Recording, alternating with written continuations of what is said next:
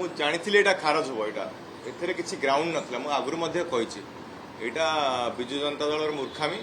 ସେମାନେ ପାଠ ପଢ଼ିନାହାନ୍ତି ବୋଲି ଏଭଳି ଏକ ପିଟିସନ ଫାଇଲ କରିଥିଲେ ଏଇଟା ସଠିକ ପଦକ୍ଷେପ ନେଇଥିଲେ ବାଚସ୍ପତି ମହୋଦୟ ମତେ ଲାଗୁଛି ଆପଣ ଭାବୁଛନ୍ତି ଯେ କେବଳ ଆପଣଙ୍କ ପାଇଁ ନଥିଲା ବରଂ ଦଳରେ ଯେଉଁମାନେ ଅଛନ୍ତି ସେମାନଙ୍କୁ ଲଗାମ ଖିଞ୍ଚିବା ପାଇଁ ଗୋଟେ ଷ୍ଟ୍ରାଟେଜି ଦଳ ଥିଲା କି ଏମିତି କଲେ କ'ଣ ଲଗାମ ଖିଞ୍ଚିବେ କି ଏଥିରେ ଲଗାମ ତ ଦେବାର କିଛି ଏଇଟା କ'ଣ ତାର ଉପାୟ ପାର୍ଟିରେ ଲଗାମ କ'ଣ ଦେବେ ସମସ୍ତଙ୍କୁ ନେଇକି ପାର୍ଟି ଭିତରେ ଲଗାମ କାହାକୁ ଦେବା ଦରକାର ପାର୍ଟି କହୁଛି ହାଇକୋର୍ଟକୁ ଯିବ ଆବଶ୍ୟକ ହେଲେ ସୁପ୍ରିମକୋର୍ଟ ଯିବ ଆପଣଙ୍କ ସଭ୍ୟପଦ ରଦ୍ଦ ପାଇଁ ସେମାନେ କିଛି ବି କରିବେ ହଁ ଯାଆନ୍ତୁ ହାଇକୋର୍ଟ ଯାଆନ୍ତୁ ସୁପ୍ରିମକୋର୍ଟ ଯାଆନ୍ତୁ ତାଙ୍କ ଇଚ୍ଛା ସେଟା ତାଙ୍କର ବ୍ୟକ୍ତିଗତ ମତ ସେଟା ବ୍ୟକ୍ତିଗତ ଇଚ୍ଛା ବାଚସ୍ପତି କହିଛନ୍ତି ଆବଶ୍ୟକ ଦଲିଲ ସହିତ ଦାଖଲ ନ ହୋଇଥିବାରୁ ଉଦ୍ଧାର କରିଥାଉ ନା ବାସ୍ତବରେ ମୁଁ ସେ ଲେଟରଟା ପାଇନାହିଁ ମୁଁ ଦେଖିନି ସେଠି କ'ଣ ବାଚସ୍ପତି ମହୋଦୟ ଲେଖିଛନ୍ତି ସେମାନେ ବି କ'ଣ ଡିଟେଲ ଲେଖିଥିଲେ ମୁଁ ଏତିକି ଜାଣିଛି ତାଙ୍କ ପାଖରେ ଯୁକ୍ତି ଯଥାର୍ଥ ନାହିଁ ଏଭଳି ପିଟିସନ ଫାଇଲ କରିବା ଲେଟରଟି ପାଇଲା ପରେ ଆପଣମାନଙ୍କ ସହିତ ମୁଁ ଖୋଲାଖୋଲି ଭାବେ ଆଲୋଚନା କରିବି ସେ ଆଗ ଯାଆନ୍ତୁ କ'ଣ କରିବେ ତାପରେ ଦେଖିବେନି ଆଉ ମାନେ ସେମାନେ ଭାବିଥିଲେ ହେଇଯିବ ଯେହେତୁ ଆପଣ କ୍ରସ୍ ଭୋଟିଂ କରିଥିଲେ ଆପଣଙ୍କ ସହ ଅନ୍ୟ ଯୋଉ କ୍ରସ୍ ଭୋଟିଂ କରୁଥିବା ବିଧାୟକଙ୍କ ସଭ୍ୟପଦ ରଦ୍ଦ ପାଇଁ ସେମାନେ ଜୋର ଜୋର ଲଗେଇ ଦେଇଥିଲେ ତାଙ୍କର ଗୋଟେ ହାର କୁହାହବ ନାଇଁ ଏଇଟା ହାରଜିତ କଥା ନାହିଁ ଯୋଉ ଭୋଟିଂ ଆମେ ଦେଲୁ ଆମ ସ୍ୱଇଚ୍ଛାରେ ଭୋଟ ଦେଲୁ ଏଥିରେ ଲିଗାଲିଟି ଅଛି କ୍ରସ୍ ଭୋଟିଂ କଲେ ସଭ୍ୟପଦ ଯାଏ ନାହିଁ ଏଇଟା ବାରମ୍ବାର ଆମେ କହି ଆସୁଛୁ ଏବଂ ଯେଉଁମାନେ ଆଇନ କାନୁନ ଜାଣିଥିବେ ସେମାନେ ମଧ୍ୟ ଜାଣିଛନ୍ତି ଅଯଥା ଚର୍ଚ୍ଚାରେ ରହିବା ପାଇଁ ମତେ ଲାଗୁଛି ବିଜେଡି ଏଭଳି ଏକ କାମ କରିଥିଲେ କହିବାକୁ ଚାହିଁବା ତାଙ୍କୁ ଆଉ ଆଗକୁ ବଢନ୍ତୁ ନା କିଛି ଲାଭ ହବନି ଆଗକୁ ବଢିକି ଆପଣଙ୍କ ସଭ୍ୟପଦ ରଦ୍ଦ ପଛରେ ପଡିଛି ନାଇଁ ମୁଁ କିଛି କହିବାର ନାହିଁ ମୋର ଯାହାର ଯାହା ଇଚ୍ଛା ହଉଛି ଆମେ ଗଣତନ୍ତ୍ରରେ ରହୁଛୁ ଯାହାର ଯାହା ଇଚ୍ଛା ହଉଛି ସେ କରିବେ ତାଙ୍କ କାମ କରିବେ ମୋର ଆଉ କିଛି କହିବାର ନାହିଁ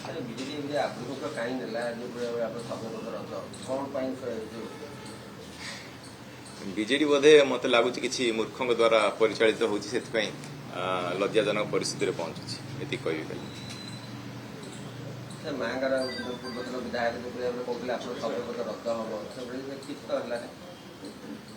ଆଇନ ଅନୁସାରେ ସଭ୍ୟପଦ ରଦ୍ଦ ହୋଇପାରିବ ନାହିଁ ସେ ଯିଏ ଯାହା କୁହନ୍ତୁ ସେ ପୂର୍ବତନ ବିଧାୟକ ପୂର୍ବତନ ମନ୍ତ୍ରୀ ପୂର୍ବତନ ମୁଖ୍ୟମନ୍ତ୍ରୀ ଯିଏ ଯାହା କହୁଛନ୍ତି କହିପାରିବେ ଆଇନ ଅନୁସାରେ ସଭ୍ୟପଦ ରଦ୍ଦ ହୋଇପାରିବ ନାହିଁ ଆମେ ଏଇଟା ଜାଣିବା କଥା ଆପଣମାନେ ଲ ମେକର୍ସ ହେଇକି ଯଦି ଏଇଭଳି ମନ୍ତବ୍ୟ ଦେବେ ଆପଣଙ୍କୁ କ'ଣ ଆଶା କରିବେ ଲୋକ ମୁଁ ଜାଣିନି ଯିଏ ବି ବିଜୁ ଜନତା ଦଳର ଅନେକ ଲୋକ ନିଷ୍ପତ୍ତି ନେଉଥିବେ ମୁଁ ସେଟା ଜାଣିନି ଯେହେତୁ ମୁଁ ସେଠିକି ଯାଉନି ଆଜ୍ଞା ବର୍ତ୍ତମାନ ସମୟରେ ବିଜୁ ଜନତା ଦଳ କହିଲାଣି ଆମେ କୋର୍ଟକୁ ଯିବୁ କୋର୍ଟକୁ ତାର କିଛି ପ୍ରଭାବ ରହିବ ନା କେବଳ ଆଦିବାସୀ ତାଙ୍କ ଇଚ୍ଛା ମୁଁ ଯାହା କହିଲି ଗଣତନ୍ତ୍ରରେ ଯାହାର ଯାହା ଇଚ୍ଛା ସେ କରିପାରିବେ ସେ କୋର୍ଟକୁ ଯିବା କଥା କୋର୍ଟକୁ ଯାଆନ୍ତୁ କିଛି ଅସୁବିଧା ବିଜୁ ଜନତା ଦଳ କହୁଛି ଆମେ ଲମ୍ବା ନ୍ୟାୟିକ ଲଢେଇ ଲଢେଇବୁ ନିଶ୍ଚୟ ଆଗାମୀ ଯଦି ହାଇକୋର୍ଟକୁ ଯିବୁ ହାଇକୋର୍ଟ ସୁପ୍ରିମକୋର୍ଟ ଯିବୁ କିନ୍ତୁ ଲମ୍ବା ନ୍ୟାୟିକ ଲଢେଇ ଲଢିବୁ ବୋଲି କରୁଛନ୍ତି ବିଜୁ ଜନତା ଦଳ ସେ ଯଦି ଚାହିଁବେ ଇଣ୍ଟରନ୍ୟାସନାଲ କୋର୍ଟ ମଧ୍ୟ ଯାଇପାରିବେ ତାଙ୍କର ଇଚ୍ଛା ତ ତାଙ୍କ ଇଚ୍ଛାରେ ଯାହା କରିବା କଥା କରନ୍ତୁ ଅରବିନ୍ଦଙ୍କ ନେକ୍ସଟ ଷ୍ଟେପ୍ କ'ଣ ହବ କ'ଣ ଏମିତି ରହିବେ ନା ବିଜେପିରେ ଯୋଗ ଦେବେ କ'ଣ କରିବେ ତା ଉପରେ ବି ପର୍ଦ୍ଦା ହଟି ପାରୁନି ବର୍ତ୍ତମାନ ନେକ୍ସଟ ଷ୍ଟେପ୍ର କିଛି ସମୟ ଆସିନି ନେକ୍ସଟ ଷ୍ଟେପ୍ର ସମୟ ଆସିବ ତାପରେ ନିଷ୍ପତ୍ତି ନେବି ଏବଂ ଆପଣମାନଙ୍କ ସହିତ ଆଲୋଚନା ମଧ୍ୟ କରିବି ନେକ୍ସଟ ଷ୍ଟେପ୍ର ସମୟ ବିଲକୁଲ ବି ଆସିନାହିଁ ବର୍ତ୍ତମାନ ମୁଁ ଯାହା କହିଛି ମୁଁ 2 ବର୍ଷ ପୂର୍ତ୍ତି ପାଳନ କଲି ମୋର ବିଧାନସଭା ଶପଥ ନେବାର ଏବଂ ଆମ ଗ୍ରାମର ବାସଭବନଠାରେ ମୁଁ ଗୋଟେ ପ୍ରେସ୍ କନଫରେନ୍ସ ମଧ୍ୟ କରିଥିଲି କ'ଣ କ'ଣ କାମ କରିଛି ସେଟା ମଧ୍ୟ ଖୋଲାଖୋଲି ଭାବେ ଦେଖେଇଥିଲି କହିଥିଲି ଗଣମାଧ୍ୟମ ତ ମୋ କାମ ଯୋଉଟା ମୁଁ କରିଚାଲିବି ବର୍ତ୍ତମାନ ସେ ନିଷ୍ପତ୍ତି ସମୟ ନୁହେଁ ବର୍ତ୍ତମାନ 2 ବର୍ଷ ସରିଯାଇଛି ଆଉ 3 ବର୍ଷ ଅଛି ତ ଲୋକଙ୍କ ପାଇଁ କିଭଳି ଭାବେ କାମ କରିବା ସେଇଟା ମୋର ମୁଖ୍ୟ ଦାୟିତ୍ୱ ବିଜୁ ଜନତା ଦଳ ଯୋଉ ବର୍ତ୍ତମାନ ଲଢେଇ ଲଢିବି କହୁଛି ତାହା କେବଳ ଆପଣମାନଙ୍କୁ ବଦନାମ କରିବା ପାଇଁ ଲଢିବା ପାଇଁ ଯାଉଛି କିମ୍ବା ଆପଣଙ୍କ ଚିତ୍ରକୁ ଗୋଟେ ମଳିନ କରିବା ପାଇଁ ବିଜୁ ଜନତା ଦଳ ଚେଷ୍ଟା କରୁଛି ବର୍ତ୍ତମାନ ଯେହେତୁ ବାଚସ୍ପତି ମଧ୍ୟ ଖାରଜ କରି ଚାଲିଲେଣି ବିଜୁ ଜନତା ଦଳ କ'ଣ କରୁଛନ୍ତି ସେମାନେ ହିଁ କହିପାରିବେ ତାଙ୍କର ଆଭିମୁଖ୍ୟ କ'ଣ ସେଟା ତାଙ୍କୁ ପଚାରିଲେ ଠିକ ହବ ଯେହେତୁ ଆପଣ ତାଙ୍କ ସପକ୍ଷରେ ଭୋଟ ଦେଇଥିଲେ ତେଣୁ ଏ ଖାରଜ ନିଷ୍ପତ୍ତି ବି ଆପଣଙ୍କ ସପକ୍ଷରେ ଆସିବା ସୁନିଶ୍ଚିତ ଥିଲା ମୁଁ ତାଙ୍କ କାହା ସପକ୍ଷରେ ଭୋଟ ଦେଇନି ମୁଁ ଜଣେ ସ୍ୱାଧୀନ ପ୍ରାର୍ଥୀଙ୍କ ସପକ୍ଷରେ ଭୋଟ ଦେଇଛି ଏବଂ ମୁଁ ସେ ଜଣିଏ ବ୍ୟକ୍ତିଙ୍କୁ ଭୋଟ ଦେଇଛି ମୁଁ ସରକାରୀ ଦଳର କୌଣସି ଯେଉଁମାନେ ନୋମିନେଟେଡ୍ ପର୍ସନ୍ସ ଥିଲେ ମୁଁ ତାଙ୍କୁ ଭୋଟ ଦେଇନାହିଁ ମୁଁ ଜଣେ ଲୋକଙ୍କୁ ଭୋଟ ଦେଇଛି ଏଇଟା ମୁଁ ଖୋଲାଖୋଲି ଭାବେ କହୁଛି ଆପଣ କହିବେ କି ଫାଷ୍ଟ ଷ୍ଟେପରେ ବର୍ତ୍ତମାନ ବିଜୁ ଜନତା ଦଳ ପରାଜୟ ହେଲା ଆପଣଙ୍କ ସଭ୍ୟପଦ ପାଇଁ ଫାଷ୍ଟ ଷ୍ଟେପ ବିଜୁ ଜନତା ଦଳ ପରାଜୟ ହେଲା ବିଜୁ ଜନତା ଦଳର ମୁଁ କାହା ସହିତ ଲଢୁ ନଥିଲି ପରାଜୟ ଜୟର ଏଠି କଥା କଣ ମୁଁ କାହା ସହିତ ଲଢୁ ନଥିଲି ମୁଁ 2024 ମସିହାରେ ଲଢିଥିଲି ଇଲେକ୍ସନ ଜିତିକି ଆସିଛି ଏବଂ ଲୋକଙ୍କ କାମରେ ଲାଗିଛି ଆପଣଙ୍କୁ ବିଜେଡି ଘୋଡ଼ାର ଆଖ୍ୟା ମଧ୍ୟ ଦେଇଥିଲା ଘୋଡ଼ା ହାତୀ ଯାହା କହିପାରିବେ କିଛି କୁହନ୍ତୁ କିନ୍ତୁ ଯେହେତୁ ସିଏ ତାଙ୍କ ଦଳର ଯାହା ଆଭିମୁଖ୍ୟ ସେଟା କାର୍ଯ୍ୟ କରନ୍ତୁ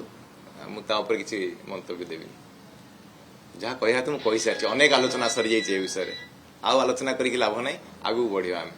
ଆପଣ ବର୍ତ୍ତମାନ ଗୋଟେ ମୋରାଲି ଯୋଉ ନିଷ୍ପତ୍ତି ଆସିଲା ଖୁସି ଅଛନ୍ତି ନା ନାହିଁ ମୁଁ ମୋରାଲି ଆଗରୁ ମଧ୍ୟ ଖୁସି ଥିଲି ରାଜ୍ୟସଭା ପୂର୍ବରୁ ଖୁସି ଥିଲି ଯେତେବେଳେ ସସ୍ପେଣ୍ଡ ହେଲି ସେତେବେଳେ ଆପଣମାନଙ୍କ ସହିତ ମୁଁ ଆଲୋଚନା କରିଥିଲି ମୋରାଲି ମୁଁ ଡାଉନ୍ ଥିଲି କେବେ ଦେଖିଥିଲେ ମୋରାଲି ଡାଉନ୍ ହବାର ଯେତେବେଳେ ଡାଉନ୍ ନଥିଲି ରାଜ୍ୟସଭା ଭୋଟିଂ ବେଳେ ଡାଉନ୍ ନଥିଲି ବର୍ତ୍ତମାନ ବି ଡାଉନ୍ ନାହିଁ ପାଟକୁରାବାସୀଙ୍କୁ ଭଲ ପାଇବା ଅଛି ମୋର ବି ତାଙ୍କ ପ୍ରତି ଯଥେଷ୍ଟ ଭଲ ପାଇବା ଅଛି ପାଟକୁରା ଡେଭଲପମେଣ୍ଟ ପାଇଁ କାମ ଚାଲିଛି ବାଚସ୍ପତିଙ୍କର ଯୋଉ ବର୍ତ୍ତମାନ ଖାରଜ କଲେ ଆପଣ କହିପାରିବେ କି ସତ୍ୟର ବିଜୟ ହେଲା କିନ୍ତୁ ସତ୍ୟ ମିଥ୍ୟା କଥା ନେଇ ଆପଣ ସଭ୍ୟ ପଦ ରଦ୍ଦ କରିପାରିବେ ନାହିଁ ଆଇନ ଅନୁସାରେ ଏଭଳି ମୂର୍ଖାମୀ ପଦକ୍ଷେପ ନେଇ ଚାଲିଛନ୍ତି କିଏ ତାଙ୍କ ପରାମର୍ଶଦାତା ମୁଁ ବୁଝିପାରୁନି ସେ ଟିକେ ବହି ପଢିବା ଦରକାର ପାଠ ନ ପଢି ଯିଏ ପରାମର୍ଶ ଦଉଛନ୍ତି ସେ ବହି ପଢିବା ଦରକାର ଆଇନ ଶୃଙ୍ଖଳା ବହି ଟିକେ ପଢନ୍ତୁ ତାପରେ ଦେଖିବା କଣ ଯିଏ ବି ହୋମୱାର୍କ କରୁଛି କ୍ଲାସ ୱାର୍କ କରୁଛି ସେଟା ସେମାନେ ଜାଣିଥିବେ ହୋଇଥିବ କି ନ ହୋଇଥିବ କିନ୍ତୁ ଏଇ ଜିନିଷ ତ ଭୁଲ କରୁଛନ୍ତି ସଭ୍ୟ ପଦ ରଦ୍ଦ ହେଇପାରିବ ନାହିଁ ଆଇନ ଅନୁସାରେ ଆମେ ଭୋଟ ଦେଇଥିଲୁ ସଠିକ ନିଷ୍ପତ୍ତି ନେଇଥିଲୁ ଲାଗୁଛି ବୋଧେ ସେଇଭଳି ଲାଗୁଛି ବୋଧେ ନିଶ୍ଚିତ ଭାବେ ପଢାପଢି କରିବା କଥା ଅନେକ ବିଜ୍ଞ ବ୍ୟକ୍ତି ଗୁଡା ଅଛନ୍ତି ନା ଅନେକ ବିଜ୍ଞ ବ୍ୟକ୍ତି ଅଛନ୍ତି ପଢାପଢି ଟିକେ କରନ୍ତୁ ଆଗକୁ ସେମାନେ ଯାହା ଚେଷ୍ଟା କରି କରନ୍ତୁ ମୁଁ ମୋ ଯୋଉ ଜାଗାରେ ଅଛି ସେଇଠି ଅଛି ଆସନ୍ତୁ ମୁଁ ଅଛି ଏଇଠି ଆଗକୁ ସାର୍ ଆପଣ ନିଜର ରାଜନୈତିକ ପ୍ରକ୍ରିୟାକୁ ଆଗକୁ କେମିତି ଦେଖୁଛନ୍ତି କାହିଁକିନା ଆପଣଙ୍କୁ ସସ୍ପେଣ୍ଡ କରୁଛି ବର୍ତ୍ତମାନ ସେମାନେ ଯୋଉ ଆପଣଙ୍କ ବିଧାନସଭାରୁ ଖାରଜ ପାଇଁ ଯୋଉ ଅପିଲ କରିଥିଲେ ତାହା ବି କ୍ୟାନସଲ ହେଇଗଲା ଆପଣ ଆଗକୁ କୋଉ ଦଳ ସହିତ ମିଶି ରାଜନୀତି କରିବେ ବର୍ତ୍ତମାନ କୌଣସି ଦଳର ସହିତ ମିଶିବାର କୌଣସି ଯୋଜନା ନାହିଁ ମୋର ଆଭିମୁଖ୍ୟ ମଧ୍ୟ ନାହିଁ ମୁଁ ଆଗରୁ ମଧ୍ୟ କହିଛି ବିଧାୟକ ଥିଲି ବିଧାୟକ ଅଛି 2029 ପର୍ଯ୍ୟନ୍ତ ବିଧାୟକ ରହିବି ତାପରେ ପୁନର୍ବାର ଯୋଉ ନିର୍ବାଚନ ହବ ନିର୍ବାଚନ ମଧ୍ୟ ଲଢିବି ଏଇଟା ସେଇ ସମୟରେ ଦେଖିବା କଣ ଦେଖିବା ନିଷ୍ପତ୍ତି ବର୍ତ୍ତମାନ ସବୁ ଜିନିଷ ଆପଣ ଏବେ କହିଦେଲେ ତ ଆପଣଙ୍କର ଗାଇଡ ବହି ଭଳିଆ ଆପଣ ପଢିକି କହିଦେବେ ସବୁ କିନ୍ତୁ ଯୋଉ ଦଳ ଆପଣଙ୍କୁ ଟିକେଟ ଦେଇଥିଲା ଯୋଉ ଦଳରୁ ଆପଣ ରାଜନୀତି ଆରମ୍ଭ କଲେ ବର୍ତ୍ତମାନ ସେଇ ଦଳରେ ବିଚିତ୍ର ସ୍ଥିତି ପ୍ରଥମତଃ ଆପଣଙ୍କୁ ଏବଂ ସନାତନ ମହାକୁଡ଼ ଦି ଜଣଙ୍କୁ ନିଲମ୍ବନ କରାଗଲା ତାପରେ ଅନେକ ନେତା ବର୍ତ୍ତମାନ ଦଳ ଛାଡ଼ିଲେଣି ଏବଂ ତା ଭିତରେ ଆପଣମାନଙ୍କର ଯୋଉ ସଭ୍ୟପଦ ରଦ୍ଦ ପାଇଁ ଯୋଉ ସେମାନେ ଅପିଲ କରିଥିଲେ ସିଏ ବି ଗୋଟେ ବଡ ଝଟକା ଲାଗିଲା ତେଣୁ ବିଜେଡିର ଯୋଉ ଇଣ୍ଟରନାଲ ରାଜନୀତିକୁ ଆପଣ କେମିତି ଦେଖୁଛନ୍ତି କାହିଁକିନା ଦଳକୁ ସେ ଦଳକୁ ବର୍ତ୍ତମାନ ଗୋଟେ ଝଟକା ଲାଗିଯାଉଛି ସେଟା ବିଜେଡିରେ ଯେଉଁମାନେ ଦାୟିତ୍ୱରେ ଅଛନ୍ତି ସେମାନେ ଉତ୍ତର ଦେବେ ବିଜେଡି ଉପରେ ମୋର କହିବାର କଣ ଅଧିକାର ଅଛି କିଛି କହିବାର ନାହିଁ ବର୍ତ୍ତମାନ ତାଙ୍କ ଇଚ୍ଛା ସେ ଦଳକୁ ସମ୍ଭାଳନ୍ତି ଦଳଟା ବହୁତ କଷ୍ଟ ତିଆରି ହେଇଥିଲା ନିଶ୍ଚିତ ଭାବେ ଯେକୌଣସି ଦଳ ହଉ ତାକୁ କେମିତି ଆଗକୁ ନେବେ ସେ ତାଙ୍କ ଦାୟିତ୍ୱ राज्यसभा निर्वाचन को नहीं बीजेडी 8 जन विधायक विरोध में पिटिशन दाखल करथिला बाचस्पति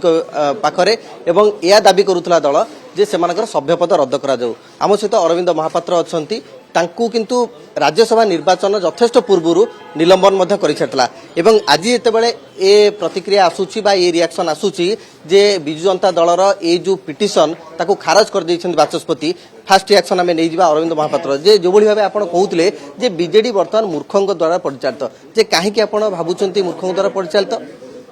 नहीं जो ए कथाटी मु कहिथिली जो राज्यसभा पिटिशन फाइल करथिले राज्यसभा रे भोट जे जोड़ दे पारियो जो विधायक माने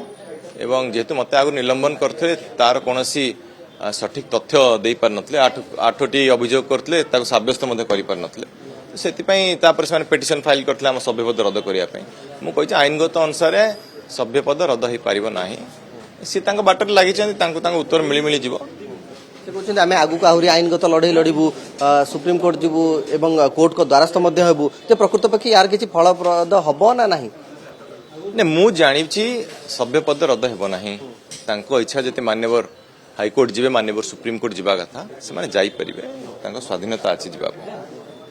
तो जितेबाला जानी जे राज्यसभा निर्वाचन में कौन हुईप जारी हुए हुईप कार्य करे से समय बीजेडी कहीं ए स्ट्राटेजी आपणला कौन दल भितर जो मैंने असंतुष्ट अच्छा से लगाम खिंचापी ना कि गोटे माहौल बनवाई जे दल बर्तमान गोटे एक्शन मुड को आसी